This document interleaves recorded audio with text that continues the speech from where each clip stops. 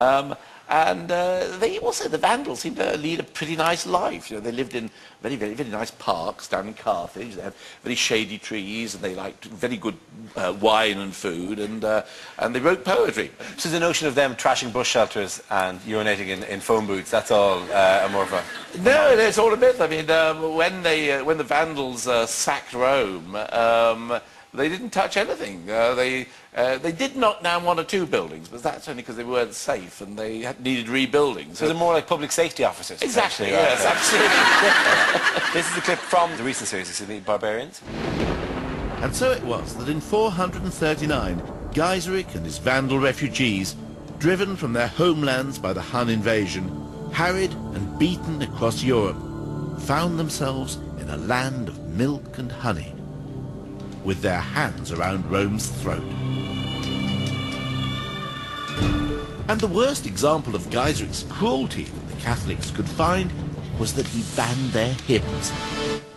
Which is probably fair enough, to be honest. A group of Catholic hymns that should have been banned years ago. TV series I was on at the start of the summer, and there's a book as well, of course, isn't it? Yeah, Barbarians book, yeah. It's, so you're basically a professional historian now? Well, no, I'm not really a historian, because I don't really have any breadth of knowledge. Why is it that comedians, in the later stage of their life, tend to find another passion that they can... I mean, Griff Rhys-Jones restoring old buildings, or Bill Oddie looking at birds. Well, I mean, I look at birds, but, you know, I mean... There's a picture of you and the promotional stuff for Barbarians holding a skull. Oh, yes. Is it a Hun skull or a Barbarian skull? It's a Hun. Yeah, the Huns were very weird because they used to bind the babies' heads. And so you can see in this thing how the head is elongated. This is only a minor case, actually. They really got longer than that. So you can imagine they were going around with these long heads like that.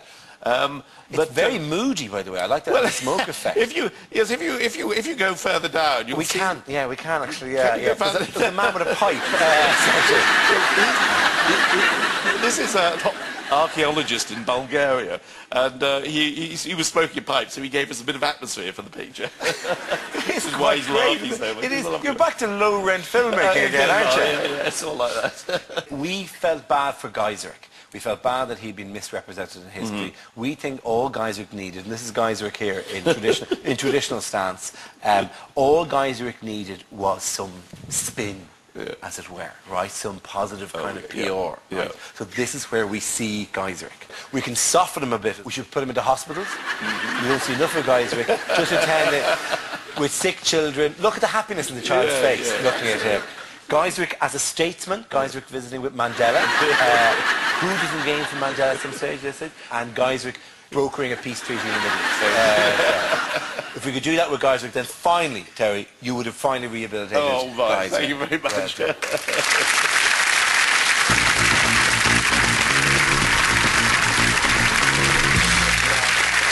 guarantee you that. Yeah, other regrets that you had later on, one of them was about Wind in the Willows. This is 1996 we're going to. Oh, Wind in the Willows, yeah, that was the last film I directed, actually. Yeah. And it was such a nice film, I thought, but it didn't get distributed properly. I was in New York filming a documentary, and my producer suddenly rang up and he said, oh, by the way, they're showing Wind in the Willows in a couple of cinemas in New York and a couple of cinemas in LA. So anyway, so I rushed down to Times Square where the film was on. And it was on one of these little porno cinemas. And it had, you know, the stuck-on lettering, you know, it said Wind in the Willows. And I didn't have a camera, so I rushed off to find a chemist to buy an instant camera. And by the time I came back, it was off. How long do you think the porn crowd sat watching Wind in the Willows? Before going, I'll give this another couple of minutes, but frankly, I'm beginning to flop here. I mean, let's have a look at a clip from the film. The world has held its heroes, as history books have shown, but never a name to go down to fame compared with that of Toad.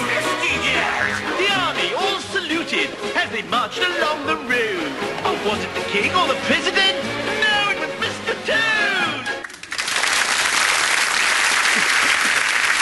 They didn't even release it under the name Wind in the Willows, did they? No, it was called Mr. Toad's Wild Ride in America. Well, that I'd go to, yeah. What I think we could do is if this is the market they pitched it for, sell it. Go for it, right? We've re-edited the trailer for you, right? Okay. We've decided just to porn it up a bit, right? Okay. Because this is how we think you could sell into the minutes. Okay. From the people who brought you Deep Stout, Frogs Porn Productions are thrilled to present Mr. Toad's Wild Ride. See them as nature intended. Bondage. Frantic tongue action. Hot animal action guaranteed to make the earth move. Mr. Toad's Wild Ride. That's very funny, that's very funny.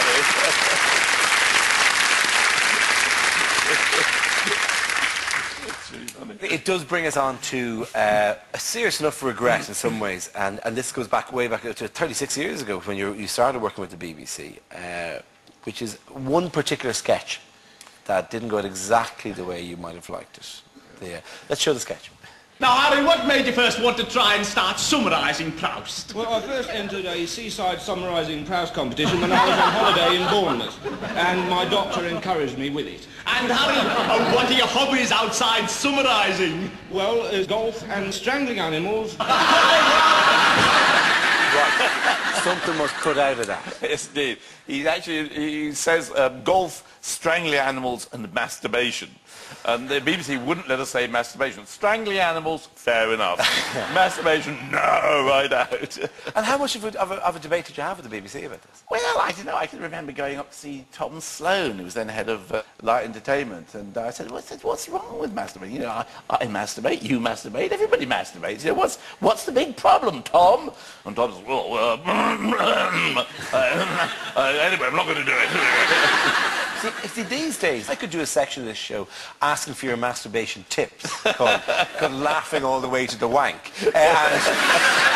And no one would blink at it at this stage. Yeah, well, things have changed in 30 years, yes. Totally. Would it have been worth putting your foot down, or could you have? I mean, are there fights which are just not worth fighting in this situation? Yeah, I mean, in the end, you know, the BBC are going to take things out if they're going to take things out, but they were pretty easy on us in those days. We have the letters from your discussions about Holy Grail. Oh, yeah, yeah. Holy Grail was a bizarre little war to get things in and get stuff taken out. Yeah, the censor did come back with, he had all sorts of things we couldn't say. Lose as many shits as possible, take Jesus Christ out. Lose, I fart in your general direction.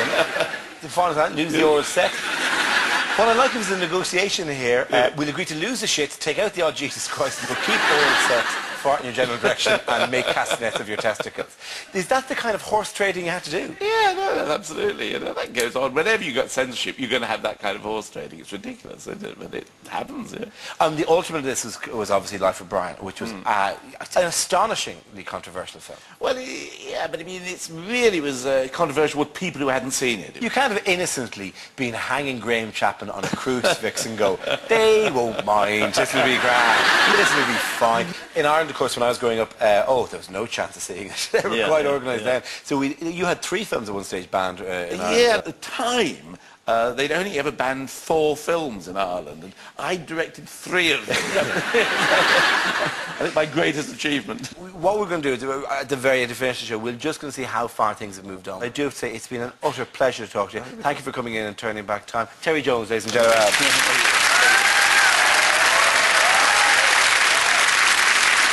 But Terry, before you go, let's see if we can push this boundary one more time. Just I'll give you a list, right? Every dirty word we could write down. And I'll start it nice and easy, right? Okay. Because at some point the BBC will crank it up and will tear us off the air. All right. It'll be tear us off the air. Bottom. Bloody. Blast. Fart. Okay, so fine. Nobody's scared in any way by that. That's all fine, right? Third. Crap. Shit. Shite. Very Irish. Phenomenally mick-tastic, if you don't want me saying so there. Bugger. Bummo. Bollocks. Cock. Oh, come on. Twist. Twat. Piss. Flaps. What are flaps? You're a grown man today. Flaps. Yeah. Still on. Wanker. Tosser. Arse crack. Prick. Okay, then. Fuck.